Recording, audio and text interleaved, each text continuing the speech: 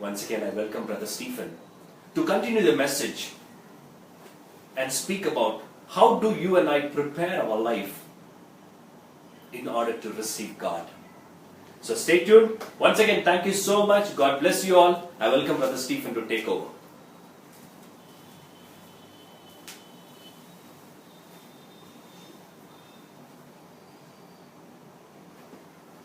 దేవుని పరిశుద్ధ నామానికి వందనాలు. మీ అందరికి కూడా నా వందనాలు తెలియజేస్తున్నాను. ప్రభునందు ప్రియులారా, మరొకసారి ఈ ఫేస్బుక్ లైవ్ ద్వారా మీ ముందుకు రావడానికి దేవుడు చూపిన కృపను బట్టి దేవునికి స్తోత్రాలు చెల్లిస్తున్నాను. దయచేసి మరికొద్ది నిమిషాలు మనము శ్రద్ధగా దేవుని వాక్యాన్ని మరొకసారి ధ్యానం చేద్దాం. అందరూ కూడా జాగ్రత్తగా మీ బైబిల్ చూస్తూ దేవుని వాక్యాన్ని వినండి. దేవుని పరిశుద్ధ వాక్యంలో నుండి ప్రకటన గ్రంథము 1వ అధ్యాయము 7వ వచనాన్ని మనం చదువుకుందాం. ప్రకటన గ్రంథము 1వ అధ్యాయం 7వ వచనం. The book of revolution 1st chapter 7th verse. ఇదిగో ఆయన మేఘారూఢుడై వచ్చుచున్నాడు, ప్రతి నేత్రము ఆయనను చూచును, ఆయనను పొడిచిన వారును చూచెదరు, భూజనులందరూ ఆయనను చూచి రొమ్ము కొట్టుకొందురు. అవును, ఆమేన్. దేవుడి మాటలు దీవించును గాక.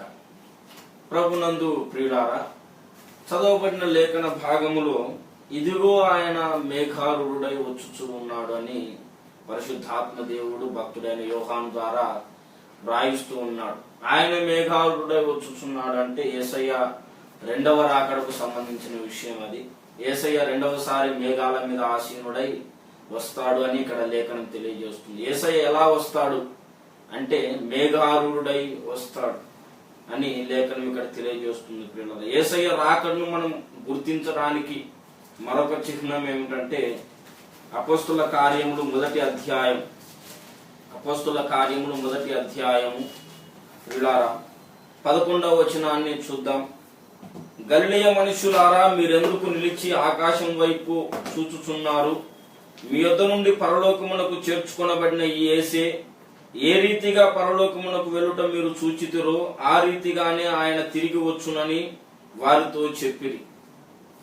అక్కడ ప్రియులారా, అందరూ నిలిచి యేసయ్య మొదటిసారి భూమి మీదకి వచ్చినప్పుడు ఆయన పనంతా ముగించుకొని తిరిగి పరలోకానికి ఆరోహణమై వెళ్ళిపోయేటప్పుడు అక్కడ ఉన్న వారందరూ కూడా చూస్తూ ఉన్నారు, తేరి చూస్తూ ఉన్నారు. 9వ అధ్యాయంలో 9వ వచనం, క్షమించండి, 9వ వచనం. ఈ మాటలు చెప్పి వారు చూచుచుండగా ఆయన ఆరోహణమాయను. అప్పుడు వారి కనులకు కనబడకుండా ఒక మేఘము ఆయనను కొనిపోయను అని ఇక్కడ చెబుతూ ఉన్నాడు. ఆయన అందరూ చూస్తూ ఉండగా పైకి ఆరోహణమై వెళ్ళిపోయాడు. ఆయన ఏ రీతిగా వెళ్ళుట మీరు చూచితురో ఆ రీతిగానే పరలోకం నుండి వస్తాడు మళ్ళీ అని అక్కడ చెప్పాడు. యేసయ్య రెండవ రాకడ అంటూ జరిగితే, యేసయ్య రెండవసారి రావడం అంటూ జరిగితే ఏ రీతిగా అయితే ఒలీవల కొండ మీద నుంచి ఆయన ఎత్తబడ్డాడో, ఏ రీతిగా అయితే పరలోకానికి ఆరోహణమై వెళ్ళిపోయాడో ఆ రీతిగానే దిగి వస్తాడు. అందరూ చూస్తూ ఉండగా పైకి ఆరోహణమై వెళ్ళిపోయాడు, అందరూ చూస్తూ ఉండగానే ఆయన దిగి వస్తాడు. అదే మనం మూలవాక్యంలో చదువుకున్నాం. ప్రతి నేత్రము ఆయనను చూచును అన్నాడు. అక్కడ ప్రతి నేత్రము ఆయనను చూచును. యేసయ్య రెండవ రాకడ సమయంలో అందరూ చూస్తూ ఉండగా ఆయన వస్తాడు. ప్రియులారా, ఆయనను పొడిచిన వారును చూచెదరు, భూజనులందరూ చూచి రొమ్ము కొట్టుకుందరు. యేసయ్య రెండవ రాకడ మొదటి రాకడ జరిగినట్టు భూమి మీద ఒక మనిషిగా పుట్టడం అట్లా, లేకపోతే సడన్ గా ఊడిపోవడం అట్లా జరగదు. యేసయ్య రెండవ రాకడ అందరూ చూస్తూ ఉండగా మేఘారూఢుడై మధ్యాకాశానికి ఆయన దిగి వస్తాడు. ఇది మొదటి విషయం. ప్రియులారా, యేసయ్య వస్తాడన్నది వాస్తవం. రేపు ఉదయం మళ్ళీ సూర్యుడు ఉదయిస్తాడో లేదో గాని అంతకంటే నిక్కముగా నిజంగా యేసయ్య మళ్ళీ తిరిగి వస్తాడు. రేపు ఉదయం సూర్యుడు ఉదయించడం కంటే ఎక్కువగా మనము యేసయ్య రెండవ రాకడను నమ్మవచ్చు అన్నమాట. అంత గ్యారెంటీగా యేసయ్య భూమి మీదకి వస్తాడు. ఎవరికి ఇష్టం ఉన్నా ఎవరికి ఇష్టం లేకపోయినా తాను సొంత రక్తం ఇచ్చి సంపాదించుకున్న తన సంఘాన్ని తీసుకుని పోవడానికి యేసయ్య మధ్యాకాశానికి రెండవసారి తప్పకుండా తిరిగి వస్తాడు. సిద్ధపడి ఉండాలి. యేసయ్య మధ్యాకాశానికి రెండవసారి వస్తాడు. అయితే ఎలా వస్తాడు అన్నది పాయింట్. ఎలా వస్తాడు అంటే అందరూ చూస్తూ ఉండగా వస్తాడు. ఎప్పుడు వస్తాడు అన్నది మరొక ప్రశ్న. ఎలా వస్తాడు అన్నది ఒక ప్రశ్న, దానికి సమాధానం మనం చెప్పుకున్నాం. ఒలీవల కొండ మీద ఎలాగైతే ఆరోహణమై వెళ్ళిపోయాడో అలాగే అందరూ చూస్తూ ఉండగా ఆయన వస్తాడు. ఎప్పుడు వస్తాడు అన్నది ఒక ప్రశ్న. ఎప్పుడు వస్తాడు అనేసరికి విశ్వాసులందరి హృదయాల్లో ఒక రకమైనటువంటి ఏవగింపు ఆలోచన, ఒక రకమైనటువంటి ఎందుకులే అన్నటువంటి ఆలోచన అన్నమాట. ఎప్పుడు వస్తాడు అంటే దొంగ ఏ రీతిగా వచ్చునో ప్రభు ఆ రీతిగా వస్తాడు అని లేఖనంలో వ్రాయబడి ఉంది కదా, మళ్ళీ ఆయన ఎప్పుడు వస్తాడు అనేది మనం ఆలోచించడం కూడా వేస్టే కదా అని చాలా మంది విశ్వాసుల హృదయాల్లో ఆలోచన ఉంది. మొదటి తెస్సలోనికైలకు రాసిన పత్రిక 5వ అధ్యాయము ప్రియులారా 2వ వచనం, రాత్రి వేళ దొంగ ఎలాగ వచ్చునో అలాగే ప్రభు దినం వచ్చునని మీకు బాగుగా తెలియను. రాత్రి వేళ దొంగ ఎలాగ వస్తాడో అలాగొస్తాడు అని అక్కడ పౌలు చెప్పాడు. యేసయ్య కూడా మత్తయి సువార్త 24వ అధ్యాయంలో యేసయ్య కూడా ఒకసారి ఆ మాటను జ్ఞాపకం చేస్తాడు. మత్తయి సువార్త 24వ అధ్యాయము, మత్తయి సువార్త 24వ అధ్యాయం 43వ వచనం, ఏ జామున దొంగ వచ్చునో ఇంటి యజమానునికి తెలిసి ఉండిన ఎడల అతడు మెలకువగా ఉండి తన ఇంటికి కన్నము వేయనియడని మీరెరుగుదురు. 42వ వచనం, కావున ఏ దినమున మీ ప్రభు వచ్చునో మీకు తెలియదు గనుక మెలకువగా ఉండుడి అన్నాడు. ప్రియులారా, ఈ మాటను పట్టుకొని చాలా మంది ఏ దినమున వస్తాడో ఏ జామున వస్తాడో ప్రభు తెలియదు. దొంగ వలే ఆయన వస్తాడు. దొంగ ఎప్పుడు వస్తాడో చెప్పి రాడు కదా. ఇంటికి దొంగతనం చేయడానికి వచ్చేవాడు నేను వస్తున్నాను మీ ఇంటికి దొంగతనానికి మీరు అందరూ రెడీగా ఉండండి అని చెప్పి రాడు కదా. అలాగని ఏ జామున వస్తాడు దొంగలాగా యేసయ్య వస్తాడు అది మనకు తెలియదు. కాబట్టి మనం ఎప్పుడు రెడీగా ఉంటే చాలా, అంతే అని చాలా మంది బోధిస్తూ ఉన్నారు, నమ్ముతూ ఉన్నారు.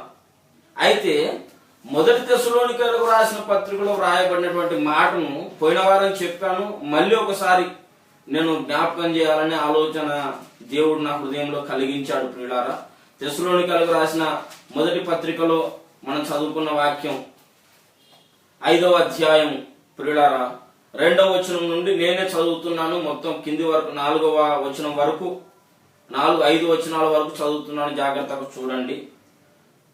రాత్రి వేళ దొంగ ఎలాగ వచ్చునో అలాగే ప్రభు దినం వచ్చునని మీకు బాగుగా తెలియను. లోకులు నెమ్మదిగా ఉన్నది భయమేమీ లేదని చెప్పుకొనుచుండగా గర్భిణీ స్త్రీకి ప్రసవ వేదన వచ్చినట్లు వారికి ఆకస్మికముగా నాశనము తప్పిస్తుంచును గనుక వారెంత మాత్రమును తప్పించుకొనలేరు. సహోదరులారా, ఆ దినము దొంగ వలె మీ మీదికి వచ్చుటకు మీరు చీకటిలో ఉన్నవారు కారు. మీరందరూ వెలుగు సంబంధులను పగటి సంబంధులనై ఉన్నారు. మనము రాత్రి వారము కాము, చీకటి వారము కాము. ఇక్కడ 2వ వచనంలోనేమో రాత్రి వేళ దొంగ ఎలాగ వచ్చునో ప్రభు దినం అలాగ వచ్చును అని చెప్పాడు. మళ్ళీ కిందికి 4వ వచనంకి వచ్చేసరికి సహోదరులారా, ఆ దినము దొంగ వలె మీ మీదకి వచ్చుటకు మీరు చీకట్లో ఉన్నవారు కారు అని చెబుతున్నారు. అంటే అర్థం ఏమిటి? ఆ 2 మాటలను పక్క పక్కన పెట్టుకొని ఆలోచన చేయండి. ప్రభు దినము దొంగ వలె వస్తుందన్న మాట వాస్తవమే. ఆ దినము దొంగ వలె మీ మీదకి వచ్చుటకు మీరు చీకట్లో ఉన్నవారు కారు అంటే చీకట్లో ఉన్న వాళ్ళకు మాత్రమే ప్రభు దినము దొంగ వలె వస్తుందన్న మాట అక్కడ మనకు అర్థమవుతుంది. దొంగ వలె వస్తుందంటే ఎవరికి దొంగ వలె వస్తుంది? చీకటిలో ఉన్న వారికి దొంగ వలె వస్తుంది. ఎవరు చీకటిలో ఉన్నవారు? ఎవరైతే యేసును తమ సొంత రక్షకునిగా అంగీకరించకుండా ఉంటారో వాళ్ళు చీకటిలో ఉన్నవారు. యేసయ్యను తమ సొంత రక్షకునిగా అంగీకరించిన వారు వెలుగులో ఉన్నవారు అని లేఖనం చెబుతుంది. యేసయ్యను సొంత రక్షకునిగా అంగీకరించిన వారు వెలుగులో ఉన్నవారు. పేతురు రాసిన మొదటి పత్రిక 2వ అధ్యాయము 9వ వచనంలో, అయితే మీరు చీకటిలో నుండి ఆశ్చర్యకరమైన తన వెలుగులోనికి మిమ్మును పిలిచిన వాని గుణాతిశయములు ప్రచురము చేయు నిమిత్తము అని చెప్పాడు. చీకటిలో ఉన్న వారిని వెలుగులోనికి యేసయ్య పిలిచాడు. మీరు అని మాట్లాడుతున్నాడు. ఎవరు? ప్రియులారా, మొదటి అధ్యాయం 1వ వచనంలో యేసుక్రీస్తు అపోస్తులుడైన పేతురు తండ్రి అయిన దేవుని భవిష్యత్ జ్ఞానమును బట్టి ఆత్మవలని పరిశుద్ధత పొందిన వారై విధేయులగుటకును యేసుక్రీస్తు రక్తము వలన ప్రోక్షింపబడుటకును ఏర్పరచబడిన వారికి అని చెబుతున్నా. ఆ మాట మీరు బాగా గమనించండి. యేసుక్రీస్తు రక్తము వలన ప్రోక్షింపబడుటకు ఏర్పరచబడిన వారికి అని చెప్పాడు అక్కడ పేతురు. యేసుక్రీస్తు రక్తం వలన ఎవరెవరైతే కడగబడ్డారో, యేసుక్రీస్తు రక్తం వలన ఎవరెవరైతే రక్షణ పొందారో వాళ్ళందరికీ చెబుతున్నాడు. ఏమని అంటే 2వ అధ్యాయం 9వ వచనంలో, అయితే మీరు చీకటిలో నుండి ఆశ్చర్యకరమైన తన వెలుగులోనికి మిమ్మును పిలిచిన వాని గుణాతిశయములు. యేసుక్రీస్తు రక్తము చేత ఎవరెవరైతే కడగబడ్డారో వారందరినీ కూడా దేవుడు చీకట్లో నుండి తన ఆశ్చర్యకరమైన వెలుగులోనికి నడిపించాడు. క్రైస్తవులైన ప్రతి ఒక్కడు, విశ్వాసి అయిన ప్రతి ఒక్కడు చీకట్లో నుండి వెలుగులోనికి వచ్చాడు. వెలుగు సంబంధి. ఆ వెలుగు సంబంధులకు యేసయ్య దొంగ వలె రాడు. చీకట్లో ఉన్న వారికి మాత్రమే యేసయ్య దొంగ వలె వస్తాడు. వెలుగు సంబంధులకు అది సంబంధించిన మాట కాదు. చీకట్లో ఉన్న వారికి మాత్రమే యేసయ్య దొంగ వలె వస్తాడు. ప్రియులారా, అది పోయిన వారం నేను చెప్పిన విషయం. అయితే ఈ వారం దొంగ వలె వస్తాడు అన్నదాన్ని ఇంకా కొంచెం మనం ఎక్స్ప్లెయిన్ చేసుకొని మొత్తం వివరంగా చెప్పుకుందాం. ప్రియులారా, యేసయ్య దొంగ వలె వస్తాడు అన్న మాట బైబిల్లో రాయబడింది. ఎవరికి దొంగ వలె వస్తాడు అంటే, యేసయ్య ఎవరికైతే దొంగ వలె వస్తాడో వాళ్ళని బైబిల్లో దేవుడు, పరిశుద్ధాత్మ దేవుడు 2 రకాలుగా వర్గీకరించాడు, 2 వర్గాలుగా విభజించాడు. ఎవరికెవరికి యేసయ్య దొంగ వలె వస్తాడంటే వాళ్ళు 2 వర్గాలు. మొదటి వర్గం ఏమో చీకట్లో ఉన్నవారు, అంటే ఎవరైతే రక్షణ పొందకుండా, యేసును తమ సొంత రక్షకునిగా అంగీకరించకుండా, యేసు రక్తం చేత తమ పాపాలు కడుక్కోకుండా ఉన్న వారికి యేసయ్య దొంగ వలె వస్తాడు. రెండవ వర్గాన్ని గురించి ప్రకటన గ్రంథంలో పరిశుద్ధాత్మ దేవుడు చెబుతూ ఉన్నాడు. ప్రియులారా, ప్రకటన గ్రంథము, ప్రియులారా అందరూ తీసి చూడండి. ప్రకటన గ్రంథము 3వ అధ్యాయము 3వ వచనము చూద్దాం.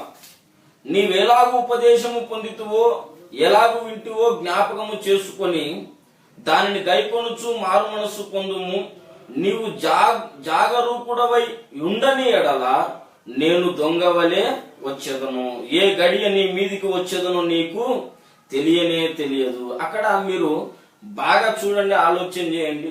నేను దొంగ వలె వచ్చేదను, ఏ గడియ మీ మీదికి వచ్చేదను నీకు తెలియనే తెలియదు అన్న మాట చెప్పకముందు ఒక మాట అన్నాడు అక్కడ యేసయ్య. ఏం చెప్తున్నాడంటే, నీవు జాగరూకుడవై ఉండని ఎడల నేను దొంగ వలె వచ్చేదను అన్నాడు. అంటే జాగరూకుడవై ఉండని ఎడల అంటే జాగ్రత్తగా ఉండకపోతే నేను దొంగ వలె వస్తాను, ఏ గడియ వస్తానో నీకు తెలియనే తెలియదు. జాగ్రత్తగా ఉండకపోతే. ఒకవేళ జాగ్రత్తగా ఉంటే ఆ మాటని అన్ని విధాలుగా, అన్ని కోణాల నుంచి మనం ఆలోచన చేయాలి. జాగ్రత్తగా ఉండకపోతే నేను దొంగలాగా నీ మీదకి వస్తానని చెప్పాడు. జాగ్రత్తగా ఉంటే దొంగ వలె రాను అని అర్థం. జాగ్రత్తగా ఉంటే నేను ఎప్పుడు వస్తానో నువ్వు తెలుసుకునే అవకాశం ఉందని అర్థం. యేసయ్య రాకడ దొంగ వలె వస్తుంది అంటే ఎవరికి దొంగ వలె వస్తుందంటే, ఎవరికైతే దొంగ వలె యేసయ్య రాకడ వస్తుందో ఆ ప్రజలు 2 వర్గాలు. మొదటి వర్గమేమో చీకట్లో ఉన్నవారు, రెండవ వర్గమేమో వెలుగులోనికి వచ్చి కూడా రక్షణ పొంది యేసు రక్తం ద్వారా పాపాలు కడుక్కొని ఉన్న వాళ్ళలో కూడా ఆత్మీయ జీవితం పట్ల అజాగ్రత్తగా ఉన్న వాళ్లకు యేసయ్య దొంగ వలె వస్తాడు. చాలా మందికి ఆత్మీయ జీవితం అంటే సీరియస్ మైండ్ ఉండదు. ఏదో యేసయ్య నమ్మేశం, ఏదో ఆదివారం అందరూ గుడికి వెళ్తుంటారు కాబట్టి మనం గుడికి వెళ్ళాలి అంతే. అంతేగాని మరీ సీరియస్ గా పట్టించుకుని దాని గురించి ఆలోచన చేయకూడదు అని చాలా మంది అనుకుంటూ ఉంటారు. చాలా మంది సీరియస్ గా పట్టించుకోరు ఆత్మీయ జీవితాన్ని. అజాగ్రత్తగా ఆత్మీయ జీవితాన్ని గడిపేస్తూ ఉంటారు, ఏదో నడిచిపోయింది అన్నట్టు గడిపేస్తూ ఉంటారు. అలాంటి వాళ్లకు చెబుతున్నాడు అనమాట, నీవు జాగరూకుడవై ఉండని ఎడల దొంగ వలె నేను వస్తానని చెబుతున్నాడు. మొట్టమొదటి చీకట్లో ఉన్న వారికి దొంగ వలె వస్తాను, జాగ్రత్తగా ఉండకపోతే దొంగ వలె వస్తాను. ప్రియులారా, దొంగ వలె యేసయ్య వస్తాడు అంటే అర్థం ఏమిటి అంటే, దొంగ ఎప్పుడు వస్తాడో మనకు తెలియదు. మనం ఆత్మీయ జీవితంలో అజాగ్రత్తగా ఉంటే యేసయ్య ఎప్పుడు వస్తాడో కూడా మనకు తెలియదు. అంటే అర్థం ఏమిటంటే, ఆత్మీయ జీవితంలో మనం జాగ్రత్తగా ఉంటే యేసయ్య ఎప్పుడు వస్తాడు, ఎలా సిద్ధపడాలి అన్ని విషయాలు మనం తెలుసుకునే అవకాశం ఉందని అర్థం. యేసయ్య ఎప్పుడు వస్తాడు, ఎలా సిద్ధపడాలని తెలుసుకునే అవకాశం ఉంటే తెలుసుకొని మనం యేసయ్య రాకడ కరెక్ట్ గా సిద్ధపడి ఆయన రాకడలో ఎత్తబడే అవకాశం. తెలుసుకోవడానికి అవకాశం లేని వర్గం ఎవరు? అజాగ్రత్తగా ఉన్నవాళ్ళు, అంటే అంత సీరియస్ మైండ్ లేని వాళ్ళు అన్నమాట. వాక్యం పట్ల గాని, ఆత్మీయ భక్తి సాధన పట్ల గాని సీరియస్ మైండ్ లేని వాళ్లకు యేసయ్య రాకడ గురించి తెలుసుకునే అవకాశం లేదు. ఆకస్మికంగా వచ్చేస్తాడు దొంగ. ఆకస్మికంగా రాత్రి ఎవరికి చెప్పకుండా వచ్చేసి తన పని తాను చేసుకుపోతాడు. అట్లాగే ఆత్మీయ జీవితంలో అజాగ్రత్తగా ఉన్న వారికి కూడా యేసయ్య ఆయన మధ్యాకాశానికి వచ్చి ఆయన పని ఆయన ఎవరి కోసం అయితే వచ్చాడో తన సంఘాన్ని తీసుకుపోతాడు. ఆత్మీయ జీవితంలో అజాగ్రత్తగా ఉంటే యేసయ్య రాకడలో ఎత్తబడడం చాలా కష్టం. ప్రియులారా, ఆత్మీయ జీవితంలో జాగ్రత్తగా ఉండాలి. మొదటిది చీకట్లో నుండి వెలుగులోనికి రావాలి.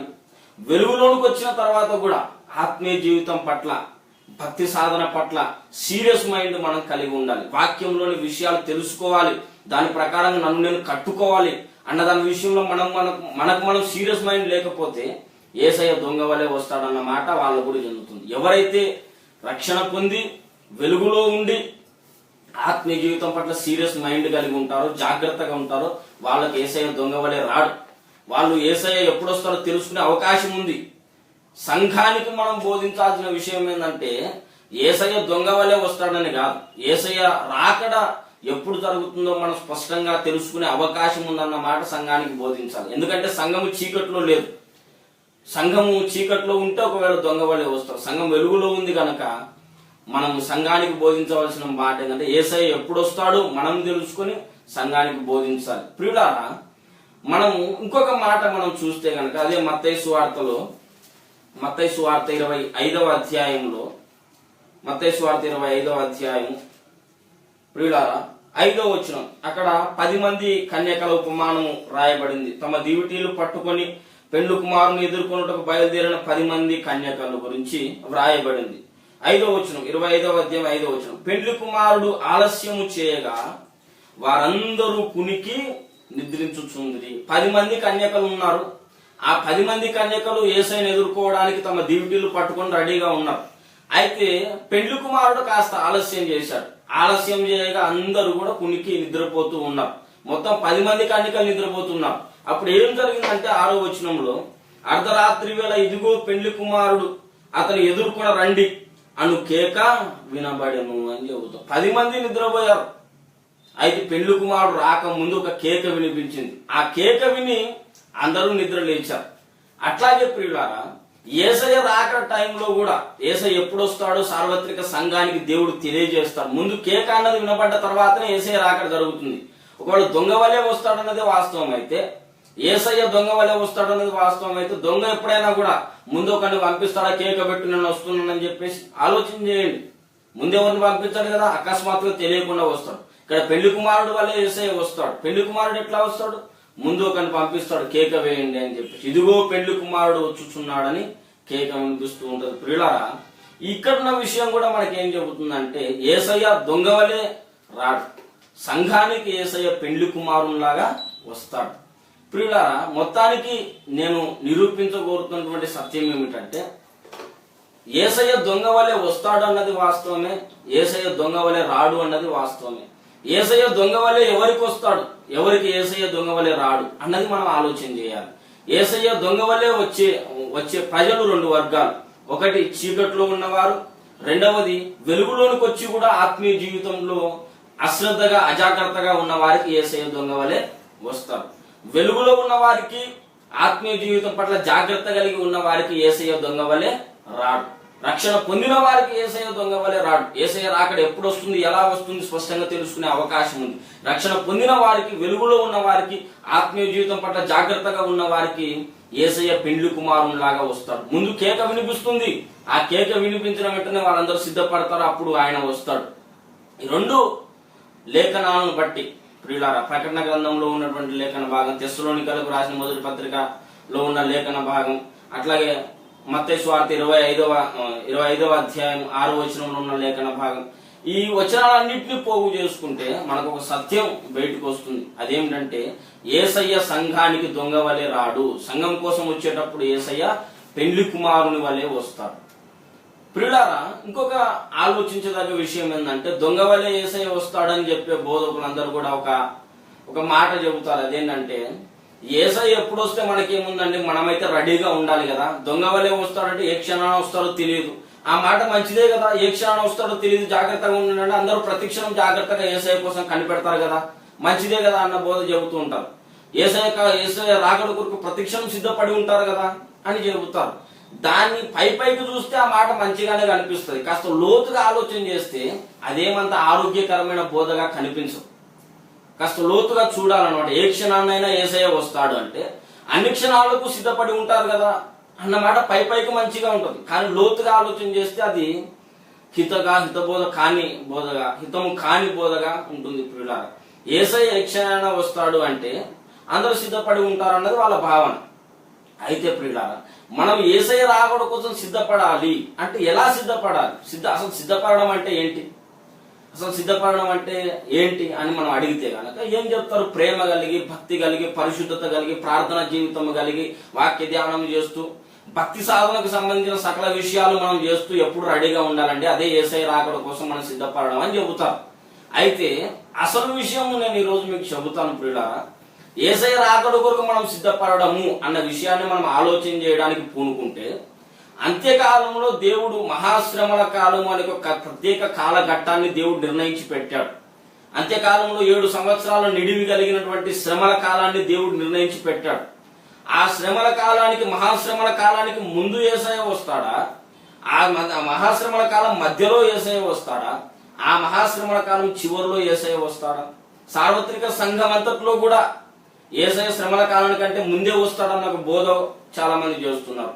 యేసయ్య శ్రమల కాలం మధ్యలో వస్తాడు అన్న బోధ కొంతమంది చేస్తున్నారు. యేసయ్య మొత్తం శ్రమల కాలం 7 సంవత్సరాలు గడిచిపోయిన తర్వాత వస్తాడు అన్న బోధ చాలా మంది చేస్తున్నారు. ఇప్పుడు ఏది కరెక్ట్ అన్నది నేను చెప్పట్లేదు, కానీ తర్వాత చెప్పుకుందాం దాన్ని. అయితే ఈ విషయాన్ని మనం ఆలోచన చేస్తే, శ్రమల కాలానికి ముందు వస్తాడా తర్వాత వస్తాడా అని మనం ఆలోచన చేస్తే, శ్రమల కాలానికి ముందు యేసయ్య వచ్చేటట్టుంటే మనకు ఒక రకమైన సిద్ధపాటు అవసరమై ఉంటది. శ్రమల కాలానికి తర్వాత యేసయ్య వచ్చేటట్లయితే మనకు మరొక రకమైన సిద్ధపాటు మనకు అవసరమై ఉంటుంది. ప్రియులారా, శ్రమల కాలానికి ముందు వస్తే మన పరిశుద్ధత, భక్తి, ప్రార్థన జీవితం, ప్రేమ, విశ్వాసం ఇత్యాది లక్షణాలన్నీ కలిగి ఉంటే చాలు, ముందే ఎత్తపడతాం మనం. యేసయ్య శ్రమల కాలానికంటే ముందు వస్తాడు కాబట్టి. కానీ శ్రమల కాలం తర్వాత కానీ శ్రమల కాలం మధ్యలో కానీ వస్తాడని అదే వాస్తవం అయిందనుకోండి ఒకవేళ, అప్పుడు మన శ్రమలకు సిద్ధపడి ఉండాలన్న బోధ కూడా మనం చేయాల్సి వస్తుంది ప్రియులారా. కాబట్టి మనం సిద్ధపడాలి అంటే మన శ్రమల కొరకు సిద్ధపడాలా లేదా అన్నది ఆలోచన చేయాలి. అంటే ముందు యేసయ్య ఎప్పుడు వస్తాడన్నది మనకు తెలియాలి ప్రియులారా. మొత్తానికి యేసయ్య రాకడా అన్నసరికి దొంగవలే ఆయన సంఘానికి రాడు, ఆయన పెండ్లి కుమారుడిలాగా వస్తాడు. యేసయ్య రాకడా కొరకు మనం ఎలా సిద్ధపడాలి అంటే, అది ఎట్లా నిర్ధారించబడుతుంది అంటే, ముందు యేసయ్య రాకడా అన్నది శ్రమల కాలానికి ముందు జరుగుతుందా, శ్రమల కాలం తర్వాత జరుగుతుందా అన్న దాన్ని బట్టి యేసయ్య రాకడ కొరకు మనం ఎలా సిద్ధపడాలన్న అంశం ఆధారపడి ఉంటుంది ప్రియులారా. అందరూ బాగా ఆలోచన చేయండి ఈ విషయాన్ని ప్రియులారా. చెప్పినటువంటి వాక్య భాగాన్ని ఆలోచన చేయండి.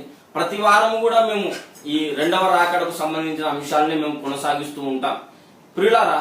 ఈ దినాన దేవుడు మరొక మాట మీకు తెలియజేయాలని ఇప్పటికిప్పుడు పరిశుద్ధాత్మ దేవుడు నన్ను ప్రేరేపిస్తున్నాడు.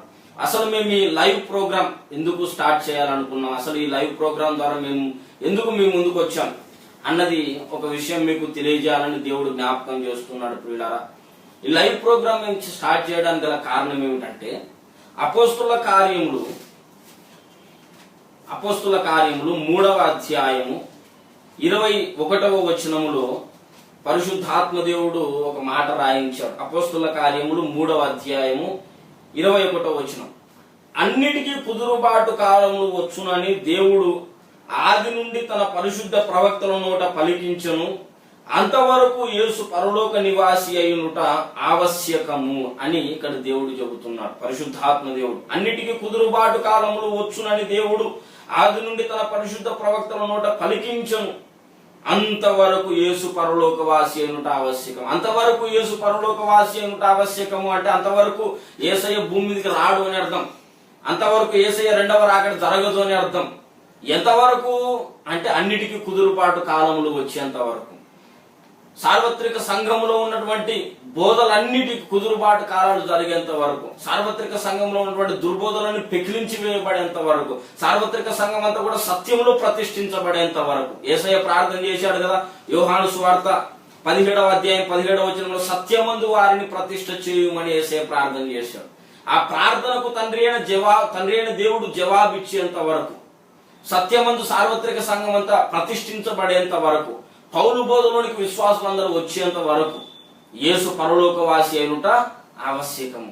ఈ అంత్యకాలంలో ప్రియులారా, దేవుడు తన ప్రవక్తను భూమి మీద లేపుకొని భూమి మీద జరిగిస్తున్న కడవరి పరిచర్య ఏమిటంటే, అన్నిటికీ కుదురుబాటు కాలాలు తెచ్చే పరిచర్య, అన్నిటిని కుదిర్చే పరిచర్య.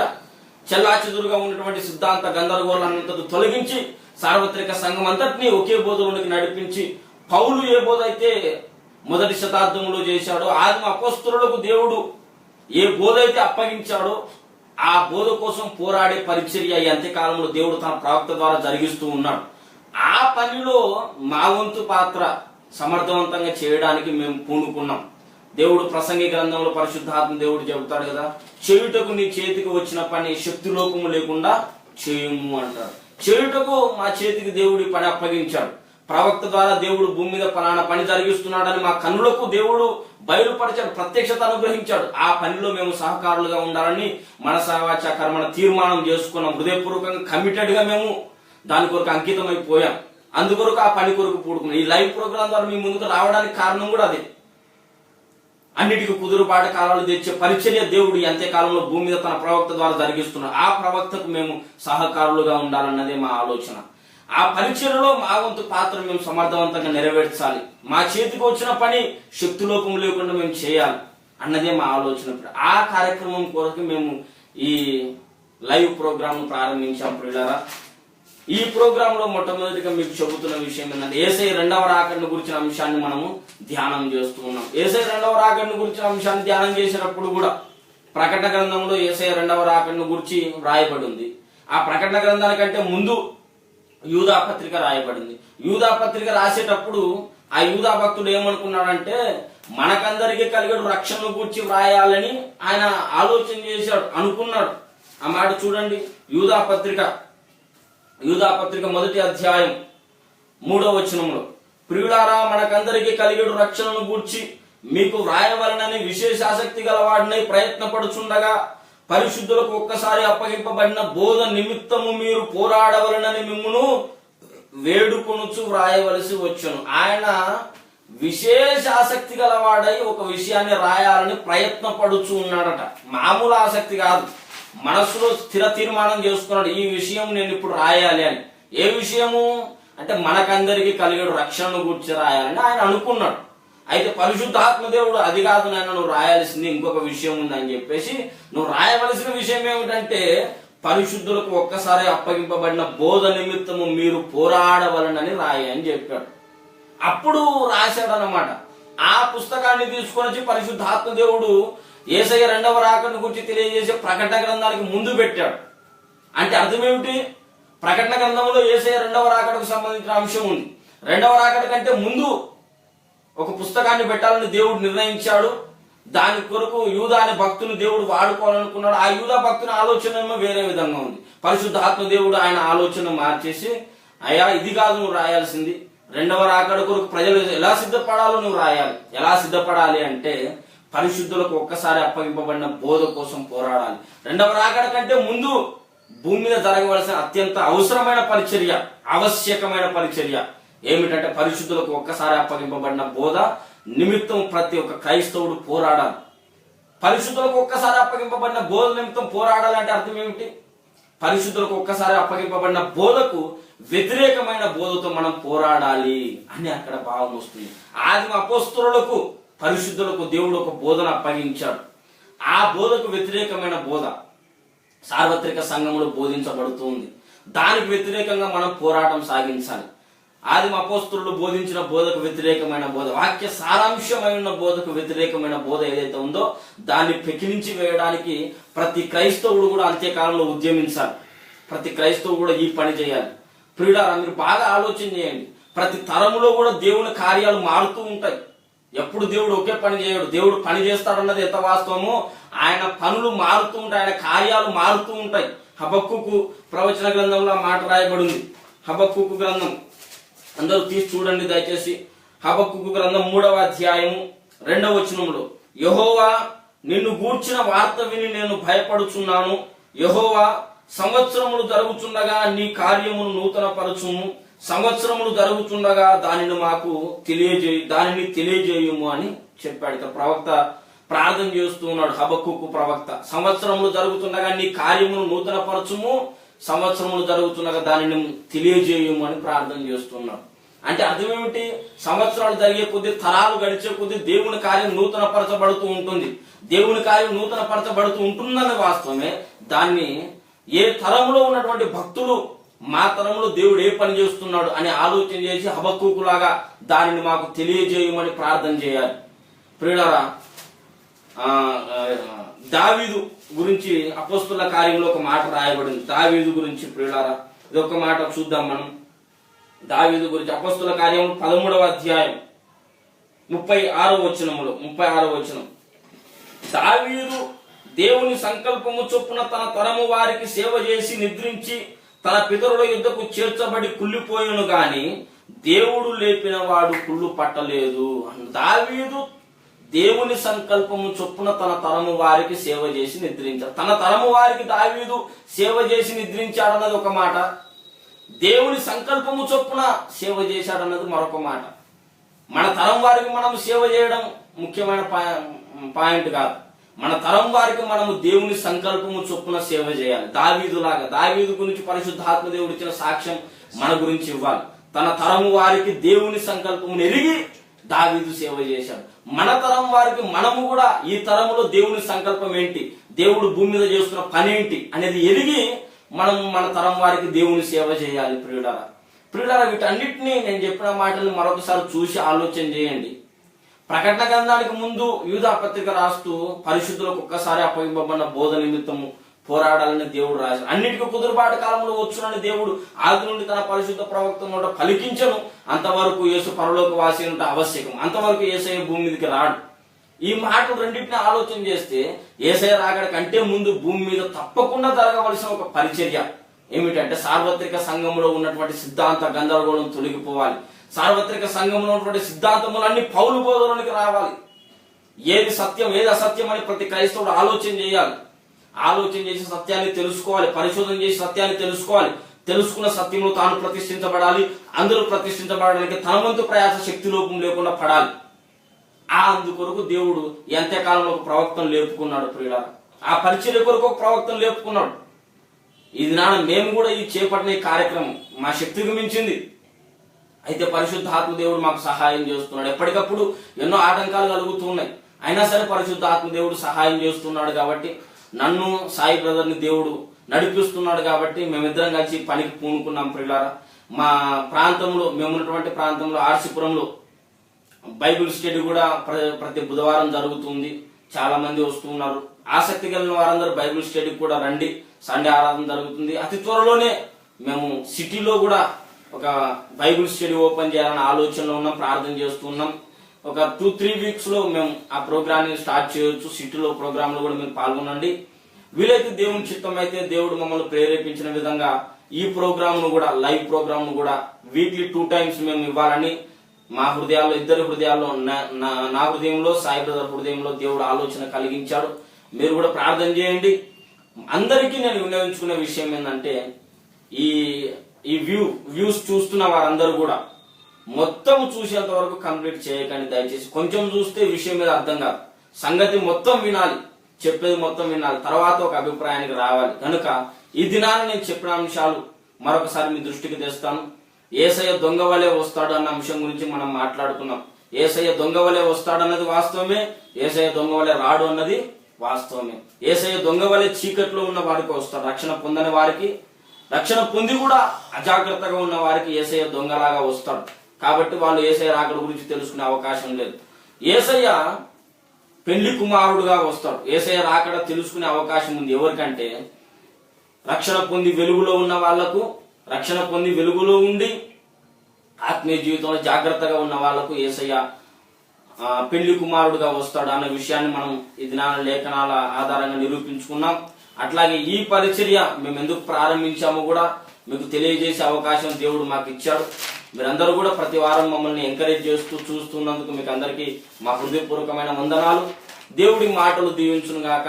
చిన్న ప్రార్థన చేసుకున్నాం. అందరం కూడా కళ్ళు మూసుకున్నట్లయితే చిన్న ప్రార్థన చేసుకున్నాం. స్తోత్రం స్తోత్రం స్తోత్రములు నాయన, మహాపరిశుద్ధుడా, ప్రేమ కలిగిన తండ్రి, ఈ దినమున మీరు పంపిన నీ సందేశం కొరకు నీకు స్తోత్రాలు చెల్లిస్తున్నాము తండ్రి. నీ రాకడను గురించి దేవా మేము తెలుసుకునే అవకాశం ఉంది, మేము ఎలా సిద్ధపడాలో తెలుసుకునే అవకాశం ఉందని అయ్యా, ఈ పరిచర్య ఎందుకొరకు మేము చేస్తూ ఉన్నాము అయ్యా నీ ప్రజలకు తెలియజేయడానికి మరొకసారి మీరు మాకు ఇచ్చిన ఈ గొప్ప అవకాశం కొరకు నీకు స్తోత్రాలు చెల్లిస్తున్నాము తండ్రి. ఎవరైతే నీ వాక్యం వింటున్నారో ప్రతి ఒక్కరి హృదయమును తెరిచి వారి మనోనేత్రాలు వెలిగించి సత్యం వారి కనులకు ప్రత్యక్షపరచండి తండ్రి. నీకు స్తోత్రాలునైనా ప్రతి వారము ఈ ఆటంకం లేకుండా ఈ ప్రోగ్రాం కొనసాగడానికి సహాయము దయచేయండి తండ్రి. ఈ ప్రోగ్రాం కొరకు తనను తాను అంకితం చేసుకున్న సాయి బ్రదర్ ను కూడా మీరు దీవించండి. నిండైన ఆత్మాభిషేకము చేత నింపి అనేక ప్రాంతాల్లో మీరు వాడుకోండి తండ్రి. మీరు కృప చూపి గొప్ప కార్యము చేయండి తండ్రి. వింటున్న ప్రతి ఒక్కరిలోని ఆత్మ కార్యము జరిగించండి తండ్రి. ప్రభునందు మీ ప్రయాస వ్యర్థం కాదన్న వాగ్దానము మేము స్వతంత్రించుకుంటున్నాము తండ్రి. మా ప్రయాసకు నిత్యత్వంలో తప్పక మేము ఫలాన్ని చూస్తాము కనుక నీకు స్తోత్రాలు చెల్లిస్తూ ఈ ప్రోగ్రాం అంతా మీరు దీవించినందుకు స్తుతులు చెల్లిస్తూ నజరేయుడే యేసు నామమున ప్రార్థించి స్వతంత్రించుకొని స్తుతిస్తూ వేడుచున్నాము తండ్రి. Amen amen. Hallelujah. Praise the lord. అందరికీ వందనాలు. దేవుడు మిమ్మల్ని దీవించును గాక.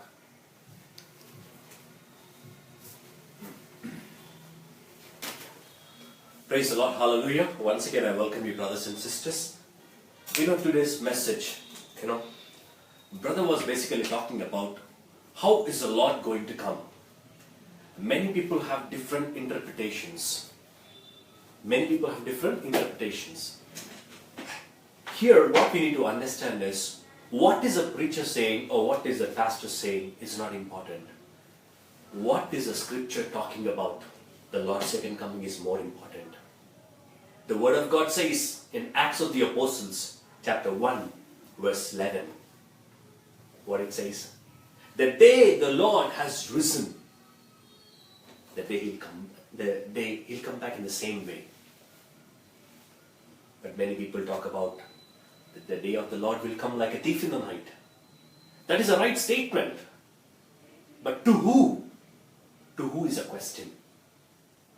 Brothers and sisters, brother was talking about when you and I do not accept Christ, which means you do not come under the blood of God or blood of Christ, we are living still in a darkness. This is one sect of people.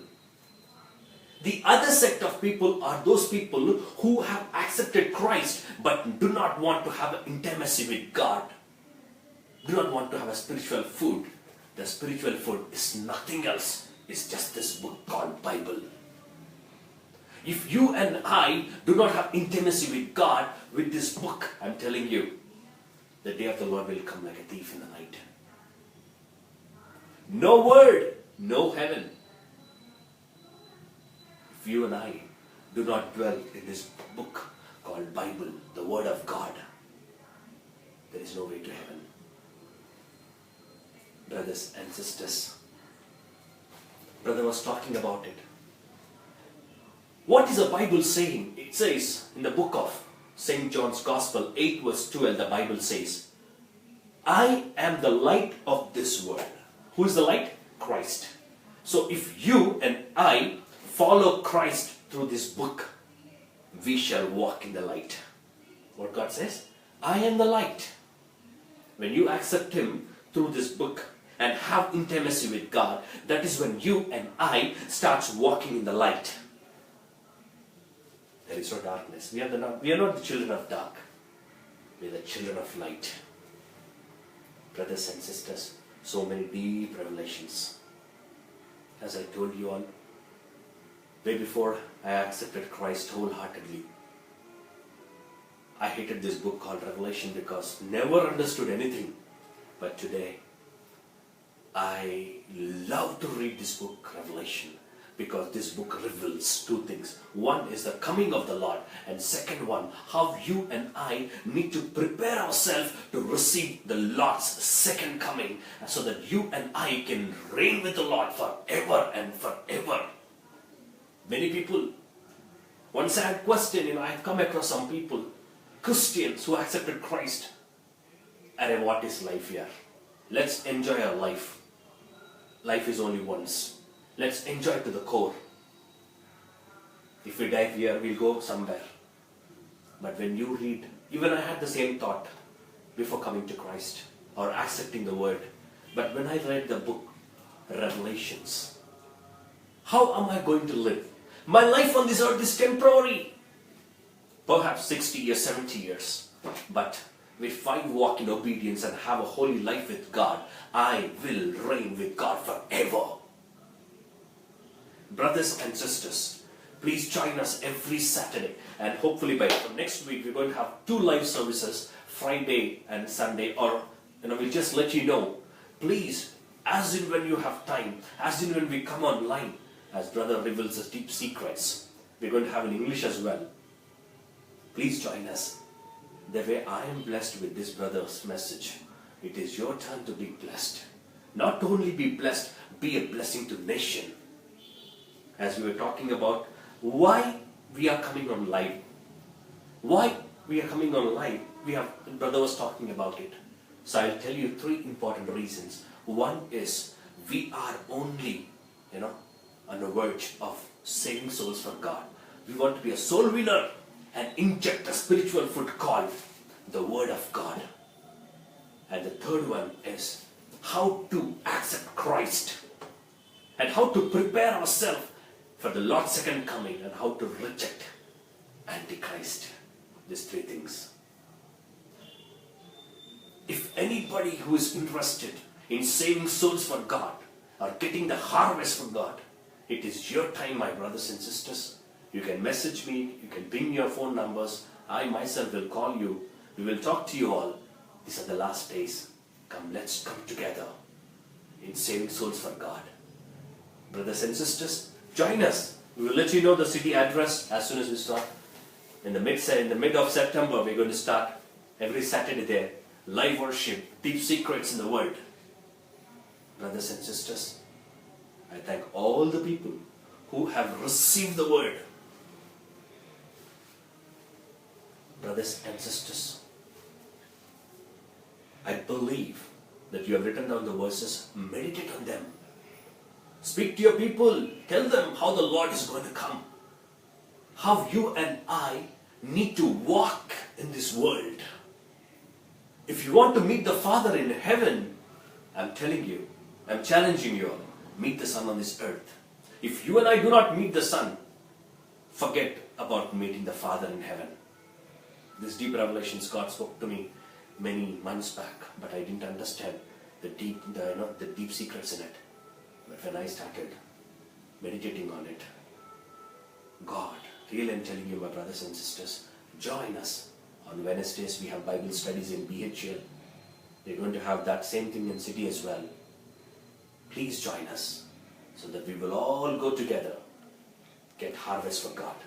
So God bless you all. Thank you so much for listening, for your patience, time. God bless you all. May you be anointed, be blessed, be a blessing to nations. So see you next week again. God bless you all. Love you all. Bye.